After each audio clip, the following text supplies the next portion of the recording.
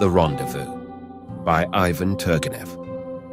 I was sitting in a birch grove in autumn, near the middle of September. It had been drizzling ever since morning. Occasionally the sun shone warmly. The weather was changeable. Now the sky was overcast with watery white clouds. Now it suddenly cleared up for an instant, and then the bright, soft azure, like a beautiful eye, appeared from beyond the dispersed clouds. I was sitting looking about me and listening. The leaves were slightly rustling over my head, and by their very rustle one could tell what season of the year it was. It was not the gay, laughing palpitation of spring, not a soft whispering, nor the lingering chatter of summer, nor the timid and cold lisping of late autumn, but a barely audible, drowsy prattle. A faint breeze was whisking over the treetops. The interior of the grove, moist from the rain, was forever changing as the sun shone or hid beyond the clouds. Now the grove was all illuminated as if everything in it had burst into a smile. The trunks of the birch trees suddenly assumed the soft reflection of white silk. The small leaves which lay scattered on the ground all at once became variegated and flashed up like red gold, and the pretty stalks of the tall, branchy ferns, already tinted in their autumn hue, resembling the colour of overripe grapes, appeared here and there tangling and crossing one another. Now again, everything suddenly turned blue. The bright colours died out instantaneously. The birch trees stood all white, lustreless, like snow which had not yet been touched by the coldly playing rays of the winter sun, and stealthily, slyly, a drizzling rain began to sprinkle and whisper over the forest. The leaves on the birches were almost all green yet, though they had turned somewhat pale. Only here and there stood a solitary young little birch, all red or all golden, and one should have seen how brightly these birches flushed in the sun when its rays suddenly appeared gliding and flashing through the dense net of the thin branches which had just been washed around by the sparkling rain. Not a single bird was heard. All had found shelter and were silent. Only rarely the mocking voice of the bluebird sang out like a little steel bell. Before stopping in this birch forest, I passed with my dog through a poplar grove. I confess I am not very fond of the poplar tree with its pale lilac-coloured trunk and its greyish-green metallic leaves, which it lifts high and spreads in the air like a trembling fan. I do not like the constant shaking of its round, untidy leaves, which are so awkwardly attached to long stems.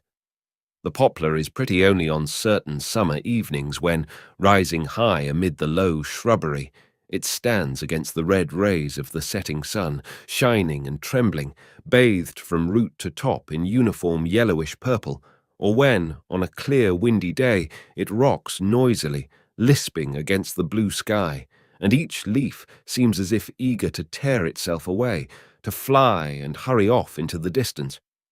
But in general, I do not like this tree, and therefore, not stopping to rest in the poplar grove, I made my way to the birch forest and seated myself under a tree whose branches started near the ground and thus could protect me from the rain. Having admired the surrounding view, I fell asleep. I slept that tranquil, sweet sleep which is familiar to hunters only. I cannot say how long I slept, but when I opened my eyes, the entire interior of the forest was filled with sunshine, and everywhere the bright blue sky was flashing through the cheerfully droning leaves. The clouds disappeared, driven asunder by the wind which had begun to play. The weather was clear now, and one felt in the air that peculiar dry freshness which, filling the heart with a certain vigorous sensation, almost always predicts a quiet, clear night after a rainy day. I was about to rise and try my luck at hunting again, when my eyes suddenly fell on a motionless human figure. I gazed at it fixedly. It was a young peasant girl. She was sitting some 20 feet away from me, her head bowed pensively, and her hands dropped on her knees. In one hand, which was half open, lay a heavy bunch of field flowers, and every time she breathed, the flowers were softly gliding over her checkered skirt. A clear white shirt, buttoned at the neck and the wrists, fell in short, soft folds about her waist. Large yellow beads were hanging down from her neck on her bosom in 2 rows. She was not at all bad-looking. Her heavy, fair hair, of a beautiful ash colour, parted in 2 neatly combed half-circles from under a narrow, dark red headband, which was pulled down almost to her ivory-white forehead. The rest of her face was slightly tanned with the golden sunburn peculiar to a tender skin. I could not see her eyes. She did not lift them, but I saw her thin, high eyebrows, her long lashes. These were moist, and on her cheek gleamed a dried-up teardrop, which had stopped near her somewhat pale lips. Her entire small head was very charming. Even her somewhat thick and round nose did not spoil it. I liked especially the expression of her face. It was so simple and gentle, so sad, and so full of childish perplexity before her own sadness. She was apparently waiting for someone. Something cracked faintly in the forest. Immediately she raised her head and looked around. Her eyes flashed quickly before me in the transparent shade. They were large, bright, and shy like a deer's. She listened for a few seconds, not moving her wide-open eyes from the spot whence the faint sound had come. She heaved a sigh, turned her head slowly, bent down still lower, and began to examine the flowers. Her eyelids turned red, her lips quivered bitterly, and a new teardrop rolled down from under her heavy eyelashes, stopping and sparkling on her cheek. Thus, quite a long while passed. The poor girl did not stir. Only occasionally she moved her hands and listened all the time. Something cracked once more in the forest. She startled. This time the noise did not stop. It was becoming more distinct. It was nearing. At last, firm footsteps were heard. She straightened herself, and it seemed as if she lost her courage, for her eyes began to quiver. The figure of a man appeared through the jungle. She looked fixedly, suddenly flushed, and smiling joyously and happily, seemed about to rise, but she immediately cast down her head again, turned pale, confused. Only then she lifted her quivering, almost prayerful eyes to the man as he paused beside her. I looked at him from my hiding place with curiosity. I confess he did not produce a pleasant impression upon me. He was, by all appearances, a spoiled valet of some rich young man. His clothes betokened a claim to taste and smart carelessness. He wore a short top-coat of bronze colour, which evidently belonged to his master, and which was buttoned up to the very top. He had on a pink necktie with lilac-coloured edges, and his black velvet cap, trimmed with gold stripes, was pulled over his very eyebrows. The round collar of his white shirt propped his ears up and cut his cheeks mercilessly, and the starched cuffs covered his hands up to his red, crooked fingers, which were ornamented with silver and gold rings, set with forget-me-nots of turquoise. His red, fresh, impudent face belonged to those countenances which, as far as I have observed, are almost always repulsive to men, but, unfortunately, are often admired by women. Apparently trying to give an expression of contempt and of weariness to his rough features, he was forever closing his small, milky grey eyes, knitting his brows, lowering the corners of his lips, yawning forcedly, and, with careless, although not too clever, ease, now adjusting his reddish, smartly twisted temple curls, now fingering the yellow hair which bristled upon his thick upper lip. In a word, he was making an insufferable display of himself. He started to do this as soon as he noticed the young peasant girl who was awaiting him. He advanced to her slowly, with large strides, then stood for a while, twitched his shoulders, thrust both hands into the pockets of his coat, and casting a quick and indifferent glance at the poor girl, sank down on the ground. "Well," he began, continuing to look aside, shaking his foot and yawning, "have you waited long?" The girl could not answer him at once. "Long, Victor Alexandrovitch," she said at last, in a scarcely audible voice. "Ah!" He removed his cap, majestically passed his hand over his thick, curly hair, whose roots started almost at his eyebrows, and looking around with dignity, covered his precious head again cautiously. "And I almost forgot all about it. Besides, you see, it's raining." He yawned again. "I have a lot of work to do. You can't look after everything, and he's yet scolding. We are leaving tomorrow." "Tomorrow!" uttered the girl, and fixed a frightened look upon him. "Tomorrow. Come, come, come, please," he replied quickly, vexed, noticing that she quivered and bowed her head in silence. "Please, Akulina, don't cry. You know I can't bear it." And he twitched his flat nose. "If you don't stop, I'll leave you right away. What nonsense, to whimper." "Well, I shan't, said Akulina hastily, swallowing the tears with an effort. "So, you're going away tomorrow?" she added, after a brief silence. "When will it please God to have me meet you again, Victor Alexandrovich?" We'll meet again. If it isn't next year, it'll be later. My master, it seems, wants to enter the service in St. Petersburg," he went on, pronouncing the words carelessly and somewhat indistinctly. "And it may be that we'll go abroad." "You will forget me, Victor Alexandrovich," said Akulina sadly. "No. Why should I? I'll not forget you. Only you had rather be sensible. Don't make a fool of yourself. Obey your father. And I'll not forget you. Oh no, oh no." And he stretched himself calmly and yawned again. "Do not forget me, Victor Alexandrovich," she resumed in a beseeching voice. "I have loved you so much, it seems, all it seems for you. You tell me to obey father, Victor Alexandrovich. How am I to obey my father? How's that?" He pronounced these words as if from the stomach, lying on his back and holding his hands under his head. "Why, Victor Alexandrovich, you know it yourself." She fell silent. Victor fingered his steel watch chain. "Akulina, you are not a foolish girl," he said at last. "Therefore don't talk nonsense. It's for your own good, do you understand me? Of course you're not foolish. You're not altogether a peasant, so to say, and your mother wasn't always a peasant either. Still, you are without education. Therefore you must obey when you are told to." "But it's terrible, Victor Alexandrovich." "Oh, what nonsense, my dear. What is she afraid of? What is that you have there?" he added, moving closer to her. "Flowers." "Flowers," replied Akulina sadly. "I have picked some field tansies," she went on, with some animation. "They're good for the calves. And here I have some marigolds, for scrofula. Here, look, what a pretty flower. I haven't seen such a pretty flower in all my life. Here are forget-me-nots, and these I have picked for you," she added, taking from under the tansies a small bunch of cornflowers tied around with a thin blade of grass. "Do you want them?"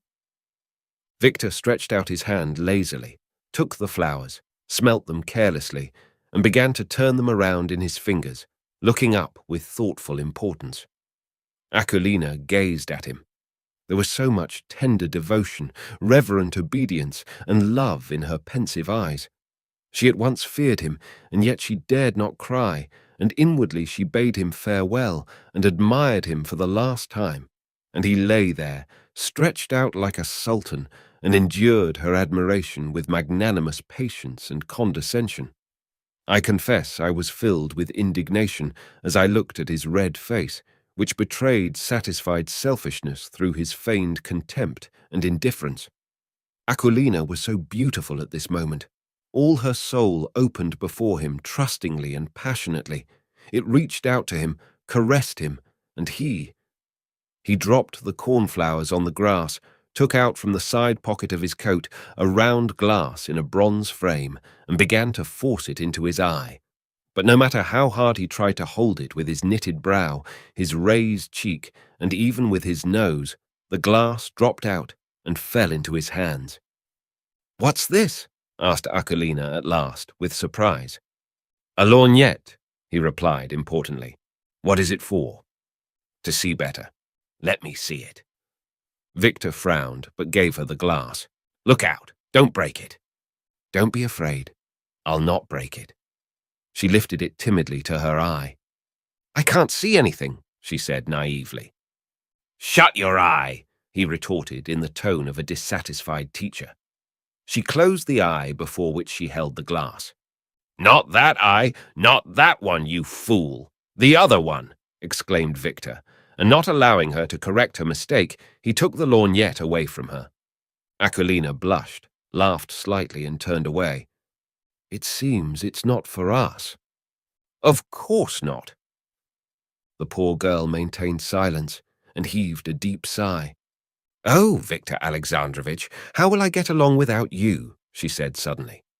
Victor wiped the lorgnette and put it back into his pocket. "Yes, yes," he said at last. "At first it will really be hard for you." He tapped her on the shoulder condescendingly. She quietly took his hand from her shoulder and kissed it. "Well, yes, yes, you are indeed a good girl," he went on with a self-satisfied smile. "But it can't be helped. Consider it yourself. My master and I can't stay here, can we? Winter is near, and to pass the winter in the country is simply nasty. You know it yourself. It's a different thing in St. Petersburg. There are such wonders over there that you could not imagine even in your dreams, you silly. What houses, what streets and society, education. It's something wonderful." Aquilina listened to him with close attention, slightly opening her lips like a child. "However," he added, wriggling on the ground, "why do I say all this to you? You can't understand it anyway." "Why not, Victor Alexandrovitch? I understood everything." "Just think of her." Aquilina cast down her eyes. "You did not speak to me like this before, Victor Alexandrovitch," she said, without lifting her eyes. "Before? Before? Just think of her. Before," he remarked indignantly. Both grew silent. "However, it's time for me to go," said Victor, and leaned on his elbow, about to rise. "Wait a little," said Aquilina in an imploring voice. "What for? I've already said to you goodbye." "Wait," repeated Aquilina. Victor again stretched himself on the ground and began to whistle. Aquilina kept looking at him steadfastly. I could see that she was growing agitated by degrees. Her lips twitched, her pale cheeks were reddening. "Victor Alexandrovitch," she said at last in a broken voice, "it's a sin for you. It's a sin, Victor Alexandrovitch. By God." "What's a sin?" he asked, knitting his brows. He raised his head and turned to her. "It's a sin, Victor Alexandrovitch. If you would only say a good word to me before leaving, if you would only say one word to me, miserable little orphan that I am. But what shall I say to you?" "I don't know. You know that better than I do, Victor Alexandrovitch. Here you are going away. If you would only say one word. What have I done to deserve this?" "How strange you are. What can I say?" "If only one word." "There she's firing away one and the same thing," he muttered with vexation, and got up. "Don't be angry, Victor Alexandrovitch," she added hastily, unable to repress her tears. "I'm not angry. Only you are foolish. What do you want? I can't marry you. I can't, can I? Well then, what do you want? What?" He stared at her, as if awaiting an answer, and opened his fingers wide. "I want nothing, nothing," she replied, stammering, not daring to outstretch her trembling hands to him.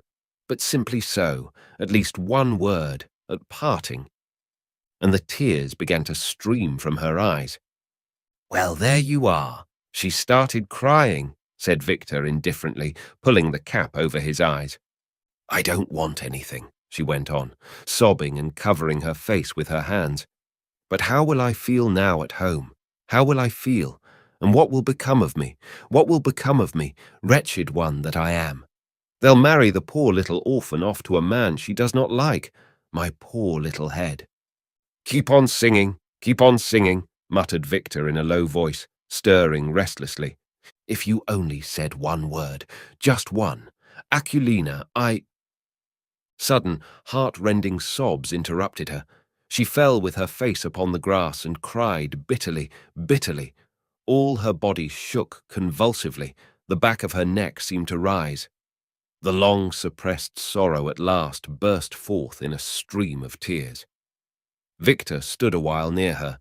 Then he shrugged his shoulders, turned around, and walked off with large steps. A few moments went by. She grew silent, lifted her head, looked around, and clasped her hands.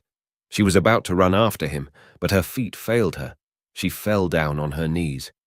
I could not endure it any longer and rushed over to her. But before she had time to look at me, she suddenly seemed to have regained her strength, and with a faint cry she rose and disappeared behind the trees, leaving the scattered flowers on the ground. I stood a while, picked up the bunch of cornflowers, and walked out of the grove to the field. The sun was low in the pale, clear sky. Its rays seemed to have faded and turned cold. They did not shine now. They spread in an even, almost watery light. There was only a half-hour left until evening, and twilight was setting in. A violent wind was blowing fast toward me across the yellow, dried-up stubble field. The small, withered leaves were carried quickly past me across the road. The side of the grove, which stood like a wall by the field, trembled and flashed clearly, but not brightly. Everywhere on the reddish grass, on the blades, and the straw, innumerable autumn cobwebs flashed and trembled. I stopped. I began to feel sad. It seemed a dismal fear of approaching winter was stealing through the gay, though fresh, smile of fading nature. High above me, a cautious raven flew by, heavily and sharply cutting the air with his wings. Then he turned his head, looked at me sidewise, and, croaking abruptly, disappeared beyond the forest. A large flock of pigeons rushed past me from a barn, and, suddenly, whirling about in a column, they came down and stationed themselves bustlingly upon the field, a sign of spring-autumn. Somebody rode by beyond the bare hillock, making much noise with an empty wagon. I returned home, but the image of poor Aquilina did not leave my mind for a long time, and the cornflowers, long withered, are in my possession to this day.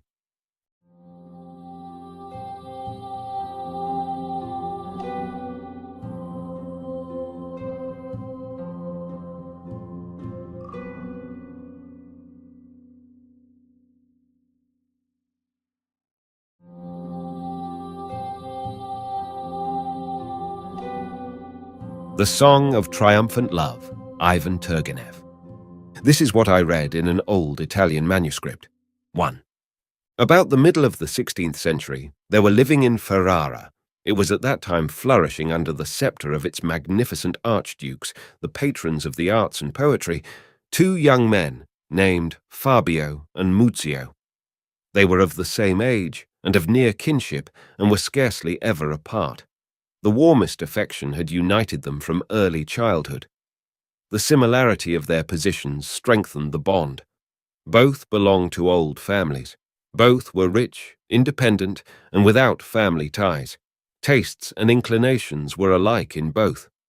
Muzio was devoted to music, Fabio to painting.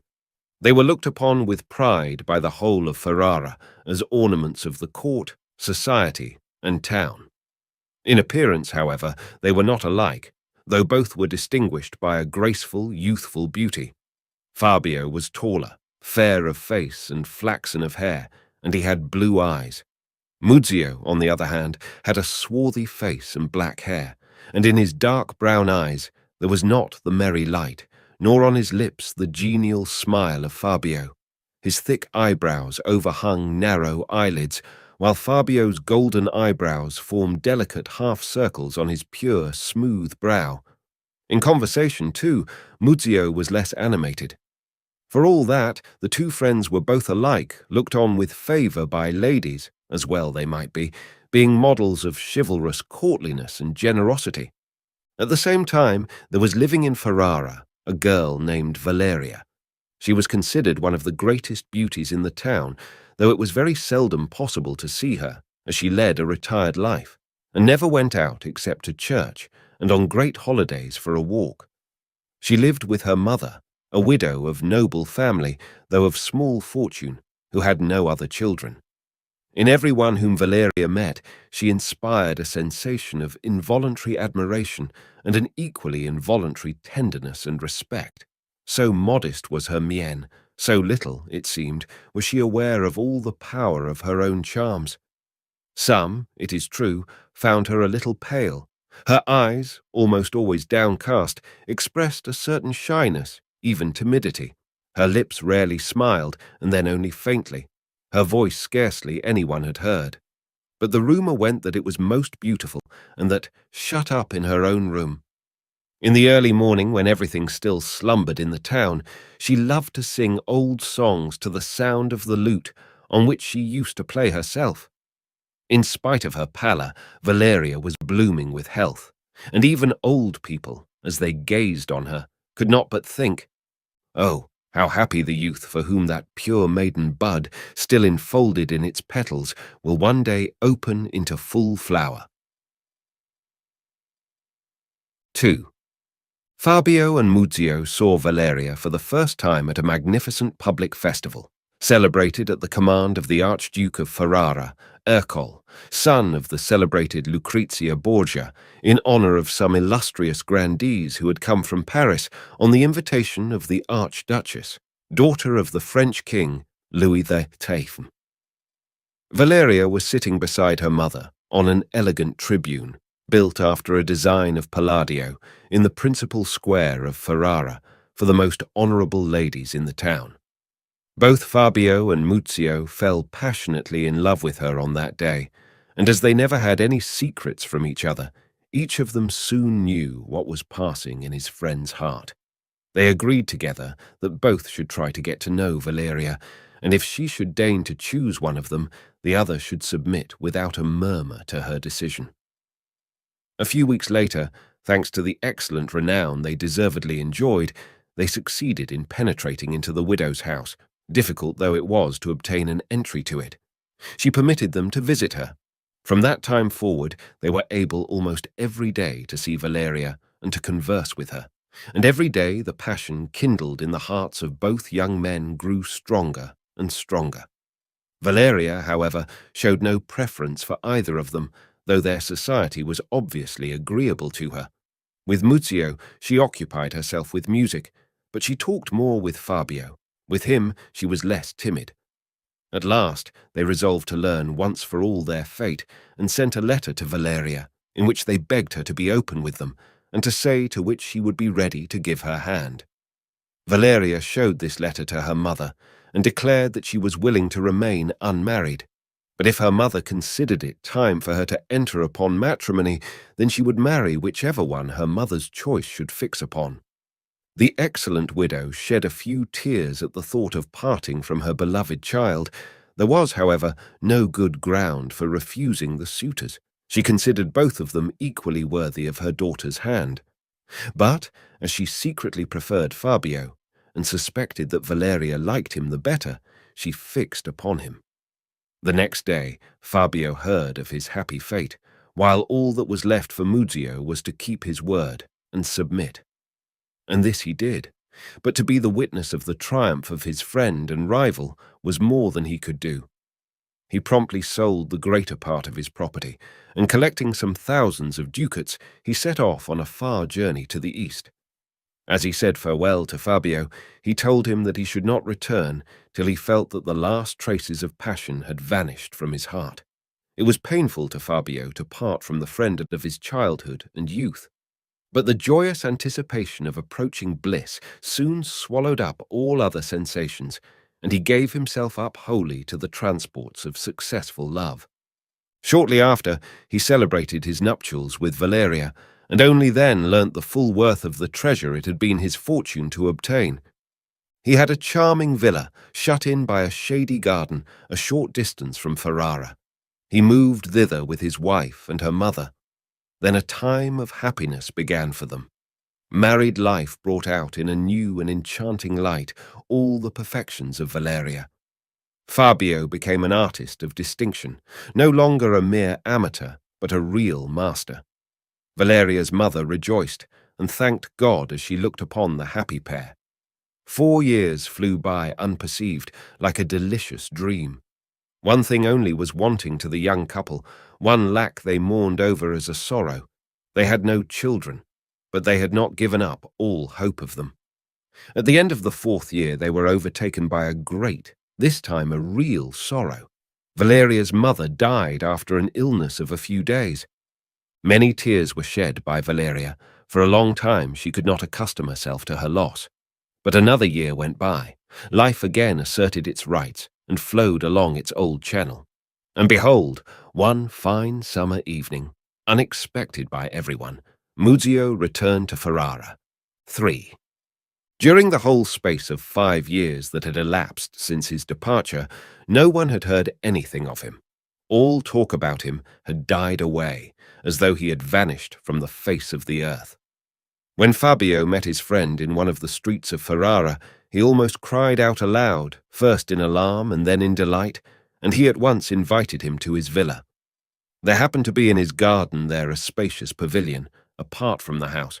He proposed to his friend that he should establish himself in this pavilion. Muzio readily agreed and moved thither the same day together with his servant, a dumb Malay. Dumb, but not deaf, and indeed, to judge by the alertness of his expression, a very intelligent man. His tongue had been cut out. Muzio brought with him dozens of boxes, filled with treasures of all sorts collected by him in the course of his prolonged travels. Valeria was delighted at Muzio's return, and he greeted her with cheerful friendliness, but composure.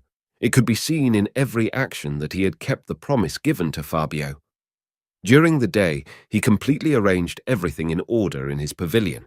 Aided by his Malay, he unpacked the curiosities he had brought: rugs, silken stuffs, velvet and brocaded garments, weapons, goblets, dishes and bowls, decorated with enamel, things made of gold and silver and inlaid with pearl and turquoise, carved boxes of jasper and ivory, cut bottles, spices, incense, skins of wild beasts, and feathers of unknown birds, and a number of other things, the very use of which seemed mysterious and incomprehensible.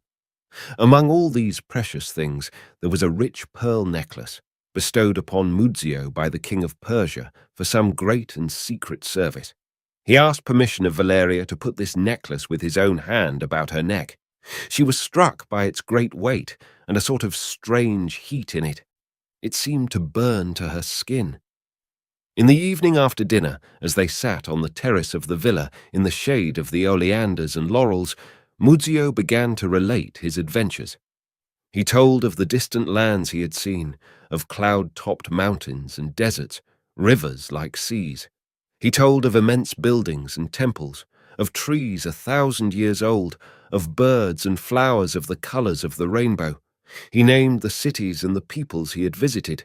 Their very names seemed like a fairy tale. The whole East was familiar to Muzio. He had traversed Persia, Arabia, where the horses are nobler and more beautiful than any other living creatures. He had penetrated into the very heart of India, where the race of men grow like stately trees. He had reached the boundaries of China and Tibet, where the living god, called the Grand Lama, dwells on earth in the guise of a silent man with narrow eyes. Marvelous were his tales. Both Fabio and Valeria listened to him as if enchanted. Muzio's features had really changed very little. His face, swarthy from childhood, had grown darker still, burnt under the rays of a hotter sun. His eyes seemed more deep-set than before, and that was all.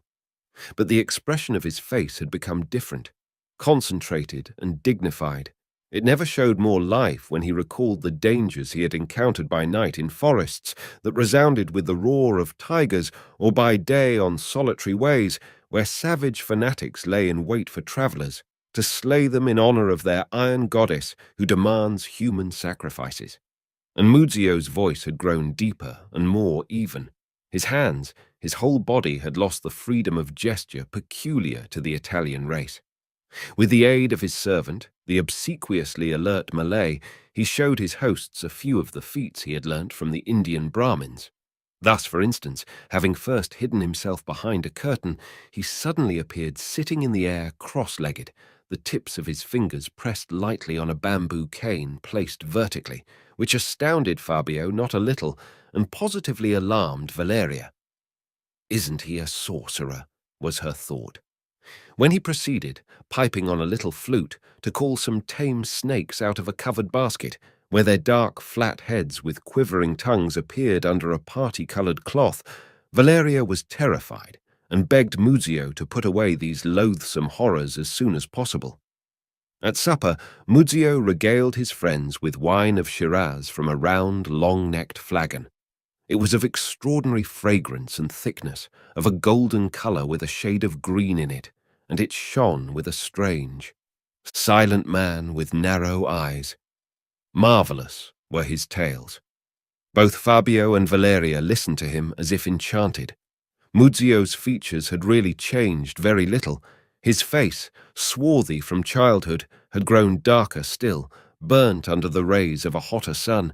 His eyes seemed more deep-set than before, and that was all. But the expression of his face had become different, concentrated and dignified. It never showed more life when he recalled the dangers he had encountered by night in forests that resounded with the roar of tigers, or by day on solitary ways where savage fanatics lay in wait for travellers, to slay them in honour of their iron goddess who demands human sacrifices. And Muzio's voice had grown deeper and more even. His hands, his whole body had lost the freedom of gesture peculiar to the Italian race. With the aid of his servant, the obsequiously alert Malay, he showed his hosts a few of the feats he had learnt from the Indian Brahmins.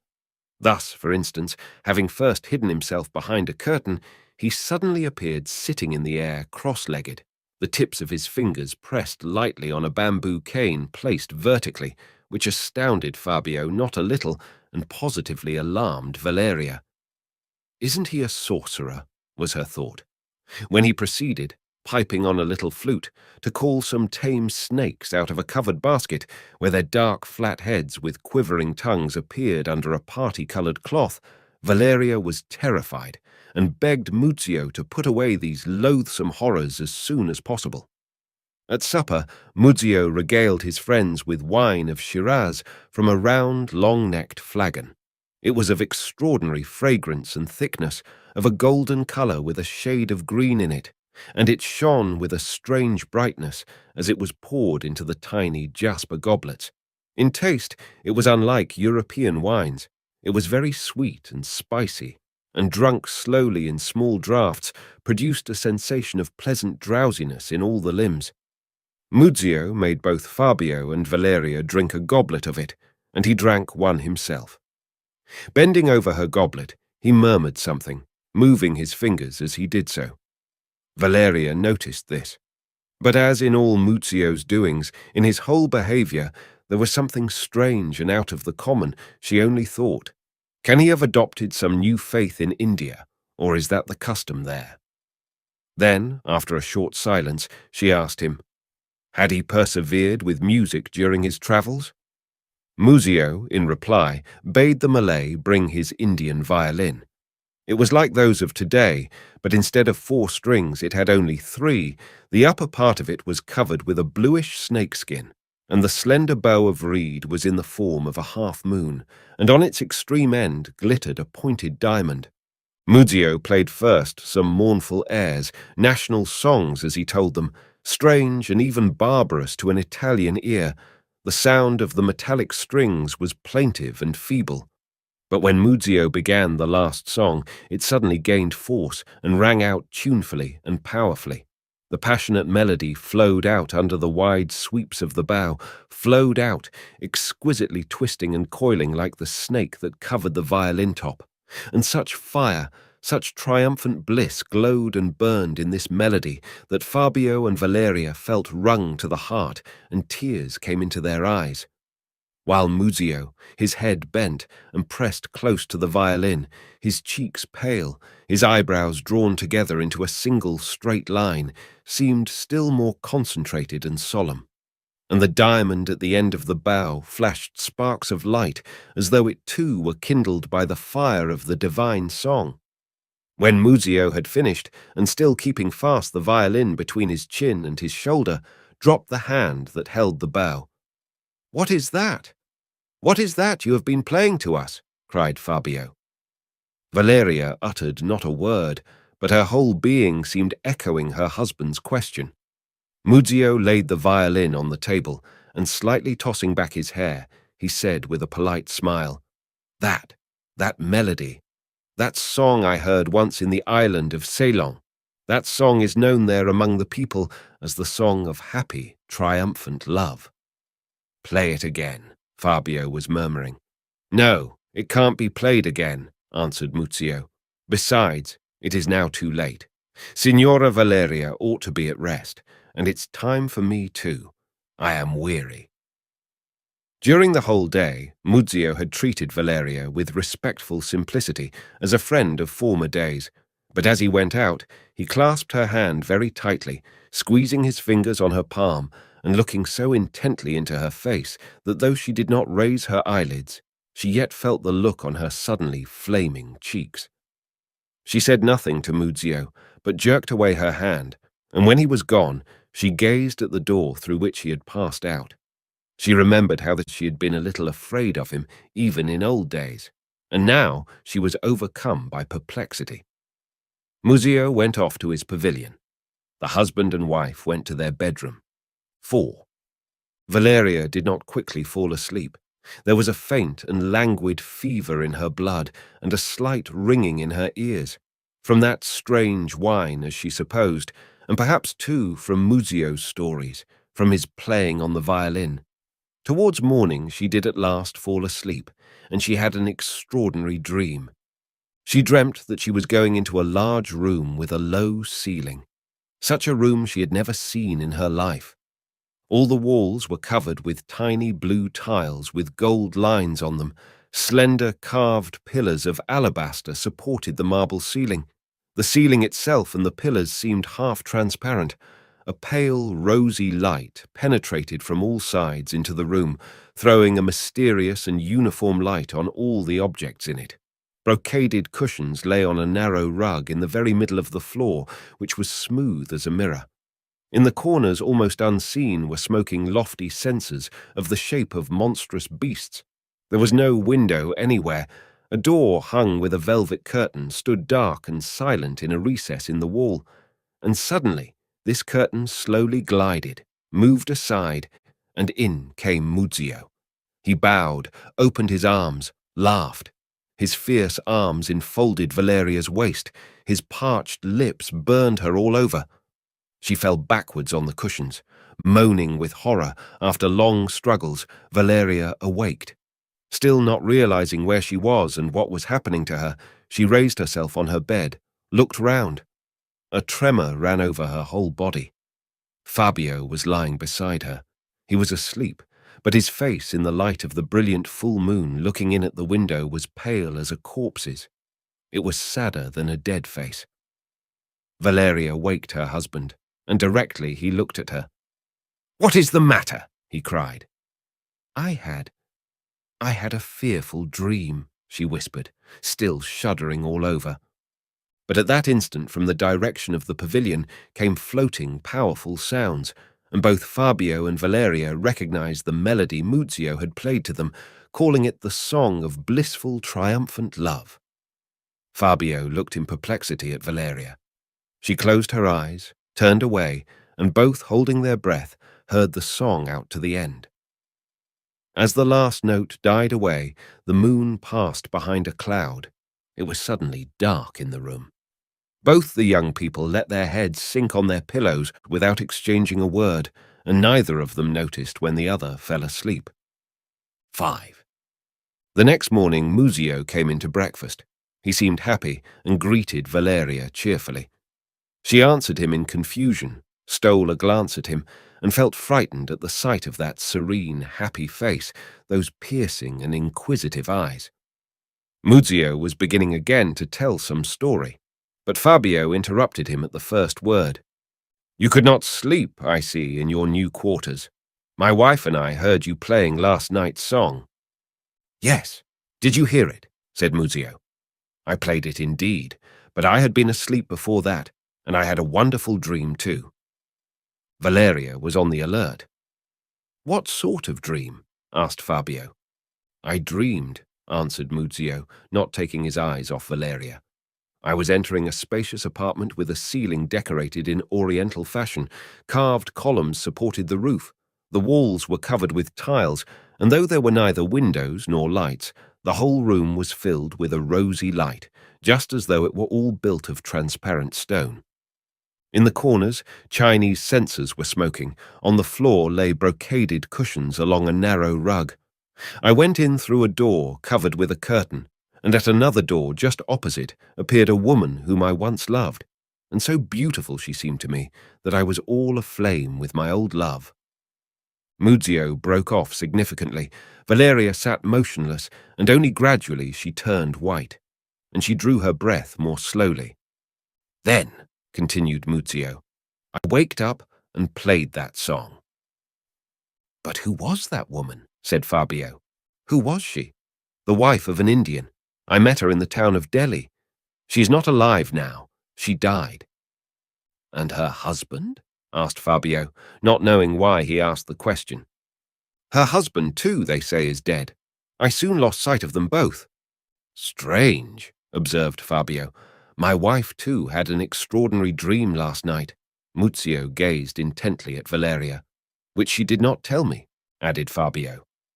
But at this point, Valeria got up and went out of the room. Immediately after breakfast, Muzio too went away, explaining that he had to be in Ferrara on business and that he would not be back before the evening. 6. A few weeks before Muzio's return, Fabio had begun a portrait of his wife, depicting her with the attributes of St. Cecilia. He had made considerable advance in his art. The renowned Luini, a pupil of Leonardo da Vinci, used to come to him at Ferrara, and while aiding him with his own counsels, pass on also the precepts of his great master. The portrait was almost completely finished. All that was left was to add a few strokes to the face, and Fabio might well be proud of his creation. After seeing Muzio off on his way to Ferrara, he turned into his studio, where Valeria was usually waiting for him. But he did not find her there. He called her. She did not respond. Fabio was overcome by a secret uneasiness. He began looking for her. She was nowhere in the house. Fabio ran into the garden, and there, in one of the more secluded walks, he caught sight of Valeria. She was sitting on a seat, her head drooping onto her bosom, and her hands folded upon her knees, while behind her, peeping out of the dark green of a cypress, a marble satyr with a distorted, malignant grin on his face was putting his pouting lips to a Pan's pipe. Valeria was visibly relieved at her husband's appearance, and to his agitated questions she replied that she had a slight headache, but that it was of no consequence, and she was ready to come to sit to him. Fabio led her to the studio, posed her, and took up his brush. But to his great vexation, he could not finish the face as he would have liked to. And not because it was somewhat pale and looked exhausted. No, but the pure, saintly expression, which he liked so much in it, and which had given him the idea of painting Valeria as St. Cecilia, he could not find in it that day. He flung down the brush at last, told his wife he was not in the mood for work, and that he would not prevent her from lying down, as she did not look at all well, and put the canvas with its face to the wall. Valeria agreed with him that she ought to rest, and repeating her complaints of a headache, withdrew into her bedroom. Fabio remained in the studio. He felt a strange, confused sensation incomprehensible to himself. Muzio's stay under his roof, to which he, Fabio, had himself urgently invited him, was irksome to him. And not that he was jealous. Could anyone have been jealous of Valeria? But he did not recognize his former comrade in his friend. All that was strange, unknown, and new that Muzio had brought with him from those distant lands, and which seemed to have entered into his very flesh and blood, all these magical feats, songs, strange drinks, this dumb Malay, even the spicy fragrance diffused by Muzio's garments, his hair, his breath, all this inspired in Fabio a sensation akin to distrust, possibly even to timidity. And why did that Malay waiting at table stare with such disagreeable intentness at him, Fabio? Really, anyone might suppose that he understood Italian. Muzio had said of him that in losing his tongue, this Malay had made a great sacrifice, and in return he was now possessed of great power. What sort of power? And how could he have obtained it at the price of his tongue? All this was very strange, very incomprehensible. Fabio went into his wife's room. She was lying on the bed, dressed, but was not asleep. Hearing his steps, she started, then again seemed delighted to see him just as in the garden. Fabio sat down beside the bed, took Valeria by the hand, and after a short silence asked her, what was the extraordinary dream that had frightened her so the previous night, and was it the same sort at all as the dream Muzio had described? Valeria crimsoned and said hurriedly, "Oh, no, no. I saw a sort of monster which was trying to tear me to pieces." "A monster? In the shape of a man?" asked Fabio. "No, a beast. A beast."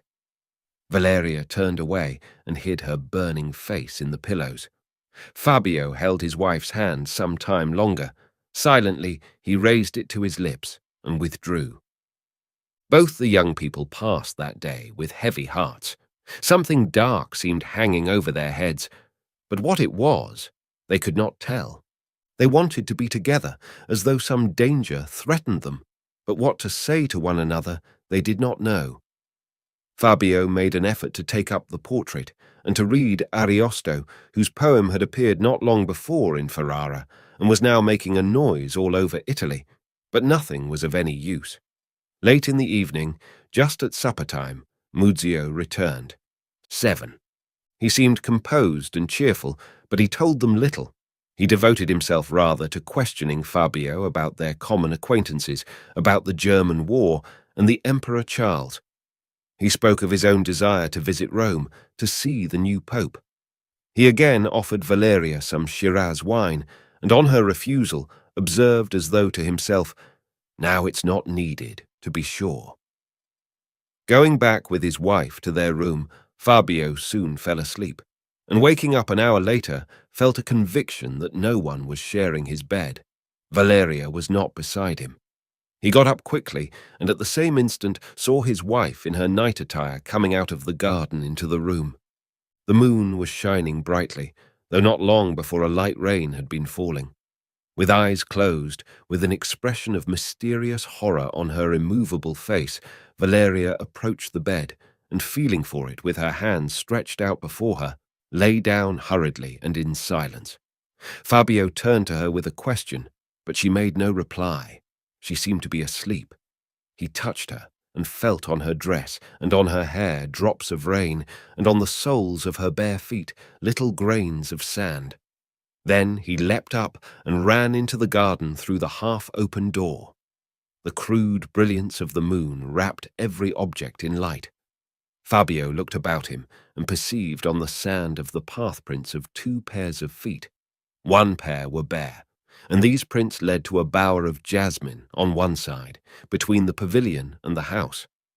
He stood still in perplexity, and suddenly, once more, he heard the strains of the song he had listened to the night before. Fabio shuddered, ran into the pavilion. Muzio was standing in the middle of the room, playing on the violin. Fabio rushed up to him. "You've been in the garden. Your clothes are wet with rain." "No. I don't know. I think I have not been out." Muzio answered slowly, seeming amazed at Fabio's entrance and his excitement. Fabio seized him by the hand. "And why are you playing that melody again? Have you had a dream again?" Muzio glanced at Fabio with the same look of amazement and said nothing. "Answer me." The moon stood high like a round shield. Like a snake, the river shines. The friends awake, the foes asleep. The bird is in the falcon's clutches. "Help!" muttered Muzio, humming to himself as though in delirium. Fabio stepped back 2 paces, stared at Muzio, pondered a moment, and went back to the house, to his bedroom. Valeria, her head sunk on her shoulder and her hands hanging lifelessly, was in a heavy sleep. He could not quickly awaken her, but directly she saw him, she flung herself on his neck and embraced him convulsively. She was trembling all over. "What is the matter, my precious? What is it?" Fabio kept repeating, trying to soothe her, but she still lay lifeless on his breast. "Ah, what fearful dreams I have," she whispered, hiding her face against him. Fabio would have questioned her, but she only shuddered. The window panes were flushed with the early light of morning when at last she fell asleep in his arms. 8. The next day, Muzio disappeared from early morning, while Valeria informed her husband that she intended to go away to a neighboring monastery where lived her spiritual father, an old and austere monk in whom she placed unbounded confidence. To Fabio's inquiries, she replied that she wanted by confession to relieve her soul, which was weighed down by the exceptional impressions of the last few days. As he looked upon Valeria's sunken face and listened to her faint voice, Fabio approved of her plan.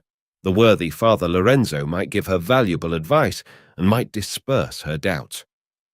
Under the escort of 4 attendants, Valeria set off to the monastery, while Fabio remained at home and wandered about the garden till his wife's return, trying to comprehend what had happened to her, and a victim to constant fear and wrath and the pain of undefined suspicions. More than once he went up to the pavilion, but Muzio had not returned, and the Malay gazed at Fabio like a statue, obsequiously bowing his head with a well-dissembled, so at least it seemed to Fabio, smile on his bronzed face.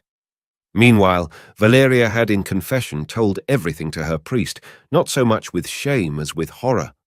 The priest heard her attentively, gave her his blessing, absolved her from her involuntary sin, but to himself he thought, sorcery, the arts of the devil, the matter can't be left so.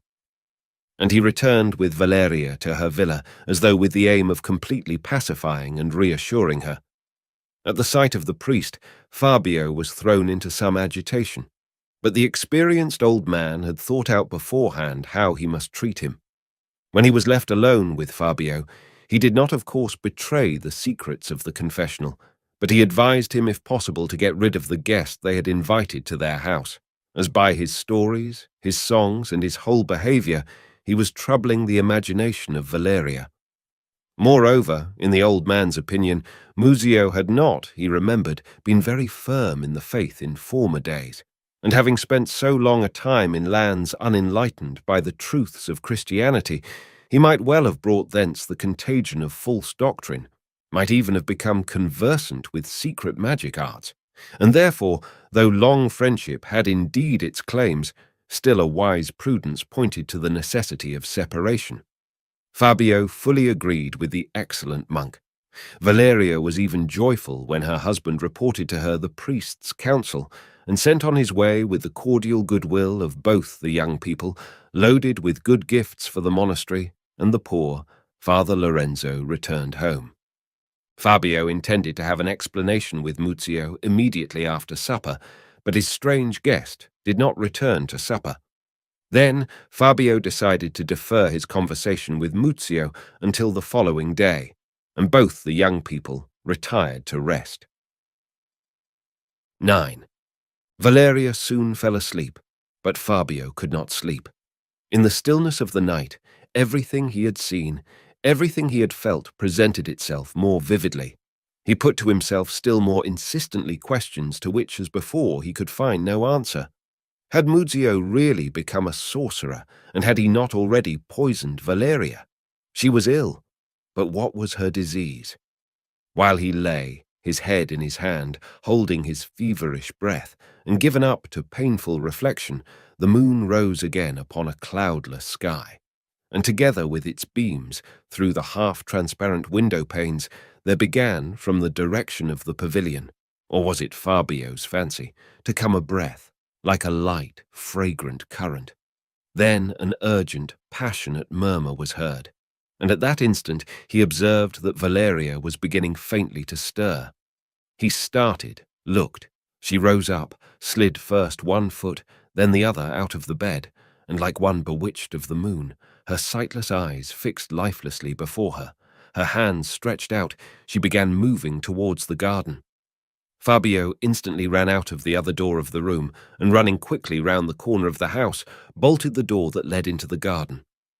He had scarcely time to grasp at the bolt, when he felt someone trying to open the door from the inside, pressing against it, again and again, and then there was the sound of piteous, passionate moans. "But Muzio has not come back from the town," flashed through Fabio's head, and he rushed to the pavilion. What did he see? Coming towards him, along the path dazzlingly lighted up by the moon's rays, was Muzio, he too moving like one moonstruck, his hands held out before him, and his eyes open but unseeing. Fabio ran up to him, but he, not heeding him, moved on, treading evenly, step by step, and his rigid face smiled in the moonlight like the Malay's. Fabio would have called him by his name, but at that instant he heard, behind him in the house, the creaking of a window. He looked round. Yes, the window of the bedroom was open from top to bottom, and putting one foot over the sill, Valeria stood in the window. Her hands seemed to be seeking Muzio. She seemed striving all over towards him. Unutterable fury filled Fabio's breast with a sudden inrush. "Accursed sorcerer!" he shrieked furiously, and seizing Muzio by the throat with one hand, with the other he felt for the dagger in his girdle, and plunged the blade into his side up to the hilt. Muzio uttered a shrill scream, and clapping his hand to the wound, ran staggering back to the pavilion. But at the very same instant, when Fabio stabbed him, Valeria screamed just as shrilly, and fell to the earth like grass before the scythe. Fabio flew to her, raised her up, carried her to the bed, began to speak to her. She lay a long time motionless, but at last she opened her eyes, heaved a deep, broken, blissful sigh, like one just rescued from imminent death, saw her husband, and twining her arms about his neck, crept close to him. "You! You! It is you!" she faltered. Gradually her hands loosened their hold, her head sank back, and murmuring with a blissful smile, "Thank God, it is all over. But how weary I am!" She fell into a sound, but not heavy sleep. 10. Fabio sank down beside her bed, and never taking his eyes off her pale and sunken, but already calmer, face, began reflecting on what had happened, and also on how he ought to act now. What steps was he to take? If he had killed Muzio, and remembering how deeply the dagger had gone in, he could have no doubt of it. It could not be hidden. He would have to bring it to the knowledge of the Archduke, of the judges. But how explain, how describe such an incomprehensible affair? He, Fabio, had killed in his own house his own kinsman, his dearest friend. They will inquire, what for, on what ground? But if Muzio were not dead? Fabio could not endure to remain longer in uncertainty, and satisfying himself that Valeria was asleep, he cautiously got up from his chair, went out of the house, and made his way to the pavilion. Everything was still in it. Only in one window a light was visible. With a sinking heart, he opened the outer door. There was still the print of blood-stained fingers on it, and there were black drops of gore on the sand of the path. Passed through the first dark room, and stood still on the threshold, overwhelmed with amazement. In the middle of the room, on a Persian rug, with a brocaded cushion under his head, and all his limbs stretched out straight, lay Muzio, covered with a wide red shawl with a black pattern on it. His face, yellow as wax, with closed eyes and bluish eyelids, was turned towards the ceiling. No breathing could be discerned. He seemed a corpse. At his feet knelt the Malay, also wrapped in a red shawl. He was holding in his left hand a branch of some unknown plant, like a fern, and bending slightly forward, was gazing fixedly at his master. A small torch fixed on the floor burnt with a greenish flame, and was the only light in the room. The flame did not flicker nor smoke. The Malay did not stir at Fabio's entry. He merely turned his eyes upon him, and again bent them upon Muzio. From time to time he raised and lowered the branch, and waved it in the air, and his dumb lips slowly parted and moved as though uttering soundless words. On the floor between the Malay and Muzio lay the dagger with which Fabio had stabbed his friend. The Malay struck one blow with the branch on the blood-stained blade. A minute passed, another. Fabio approached the Malay and, stooping down to him, asked in an undertone, "Is he dead?" The Malay bent his head from above downwards, and disentangling his right hand from his shawl, he pointed imperiously to the door. Fabio would have repeated his question, but the gesture of the commanding hand was repeated, and Fabio went out, indignant and wondering, but obedient. He found Valeria sleeping as before, with an even more tranquil expression on her face. He did not undress, but seated himself by the window, his head in his hand, and once more sank into thought. The rising sun found him still in the same place. Valeria had not waked up. 11. Fabio intended to wait till she awakened, and then to set off to Ferrara, when suddenly someone tapped lightly at the bedroom door. Fabio went out and saw his old steward, Antonio. "Signor," began the old man, "the Malay has just informed me that Signor Muzio has been taken ill and wishes to be moved with all his belongings to the town, and that he begs you to let him have servants to assist in packing his things, and that at dinner-time you would send pack-horses and saddle-horses and a few attendants for the journey. Do you allow it?" "The Malay informed you of this?" asked Fabio. "In what manner?" "Why, he is dumb." "Here, signor, is the paper on which he wrote all this in our language, and very correctly. And Muzio, you say, is ill?" "Yes, he is very ill, and can see no one." "Have they sent for a doctor?" "No, the Malay forbade it." "And was it the Malay wrote you this?" "Yes, it was he." Fabio did not speak for a moment. "Well then, arrange it all," he said at last. Antonio withdrew. Fabio looked after his servant in bewilderment. Then, he is not dead, he thought, and he did not know whether to rejoice or to be sorry. Ill? But a few hours ago it was a corpse he had looked upon. Fabio returned to Valeria. She waked up and raised her head. The husband and wife exchanged a long look full of significance. "He is gone," Valeria said suddenly. Fabio shuddered. "How gone? Do you mean—" "Is he gone away?" she continued. A load fell from Fabio's heart. "Not yet, but he is going today. And I shall never, never see him again. Never. And these dreams will not come again. No." Valeria again heaved a sigh of relief. A blissful smile once more appeared on her lips. She held out both hands to her husband. "And we will never speak of him. Never. Do you hear, my dear one? And I will not leave my room till he is gone. And do you now send me my maids? But stay. Take away that thing." She pointed to the pearl necklace lying on a little bedside table, the necklace given her by Muzio. "And throw it at once into our deepest well. Embrace me. I am your Valeria, and do not come into me till he has gone." Fabio took the necklace. The pearls, he fancied, looked tarnished, and did as his wife had directed. Then he fell to wandering about the garden, looking from a distance at the pavilion, about which the bustle of preparations for departure was beginning. Servants were bringing out boxes, loading the horses, but the Malay was not among them. An irresistible impulse drew Fabio to look once more upon what was taking place in the pavilion. He recollected that there was at the back a secret door by which he could reach the inner room where Muzio had been lying in the morning.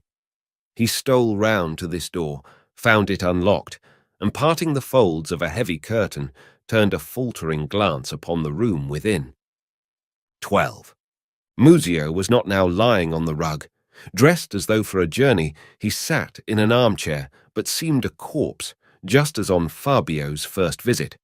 His torpid head fell back on the chair, and his outstretched hands hung lifeless, yellow and rigid on his knees.